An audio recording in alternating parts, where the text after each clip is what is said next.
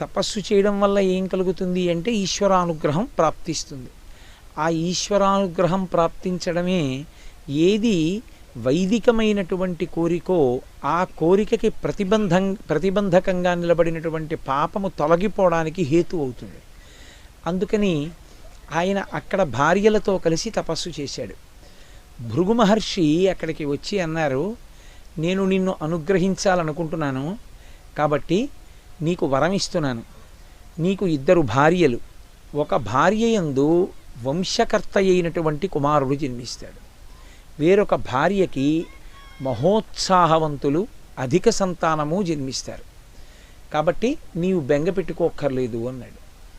సగర చక్రవర్తి వరకు ఆయన సంతోషించాడు. మంచిదే, ఒక భార్య యందు చాలా అధిక సంతానము మహోత్సాహవంతులు జన్మిస్తారు, వేరొక భార్య యందు వంశకరుడైన కుమారుడు జన్మిస్తాడు. ఎవరో ఒక భార్యకే సంతానం లభిస్తుంది అంటే మళ్ళీ అది భర్తకి సమస్య కదా.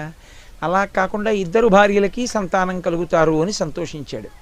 కానీ భార్యల దగ్గరికి వెళ్ళేటప్పటికి ఏమైందంటే వాళ్ళు ఎవరికి అధిక సంతానము ఉత్సాహవంతులు కలుగుతారు, ఎవరికి వంశకరుడైన కుమారుడు కలుగుతాడు, వాళ్ళకుండే కోరికలు వాళ్ళకున్నాయి. అప్పుడు మళ్ళీ భృగు మహర్షిని ఆశ్రయించారు. ఆయన అన్నాడు, నేను మీకు ఇలా కలగాలని అనడం ఎందుకు, మీకు ఎలా సంతానం కావాలనుకుంటున్నారో నాకు చెప్పండి అన్నాడు. షష్ఠి పుత్ర సహస్రాణి సుపర్ణ భగినీ తథా మహోత్సాహన్ కీర్తిమతో జగ్రాహ సుమతిస్సుతాన్. 2 భార్యలలో ఒకతైనటువంటి సుమతి 2వ భార్య. ఆమె బహు అందగత్తె. ఆమె గరుత్మంతునికి సోదరి వరసకి.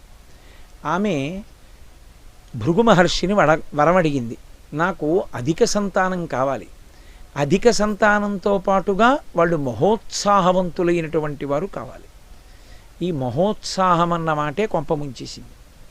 మహోత్సాహము అంటే ఒక కార్యాన్ని చేసేటప్పుడు సావధానంగా ఆలోచించి చెయ్యడం వేరు, ఆలోచించకుండా తొందరగా ఒంట్లో శక్తి ఉంది కదా అని చాలా హడావిడిగా కార్యాన్ని చేయడం వేరు. అటువంటి మహోత్సాహవంతులైనటువంటి అధిక సంతానము నాకు కావాలి. షష్ఠి పుత్ర సహస్రాణి 60,000 మంది కుమారులు నాకు అటువంటి వారు కావాలి. మహర్షి తథాస్తు, అలాగే జన్మిస్తారన్నారు. వేరొక ఆమె కేశిని, ఆవిడంది, పుత్రం వంశకరో రామ జగ్రాహన్ నృపసన్నిధౌ, నాకు వంశకరుడైనటువంటి ఒక్క కుమారుడు కావాలి అని అడిగింది.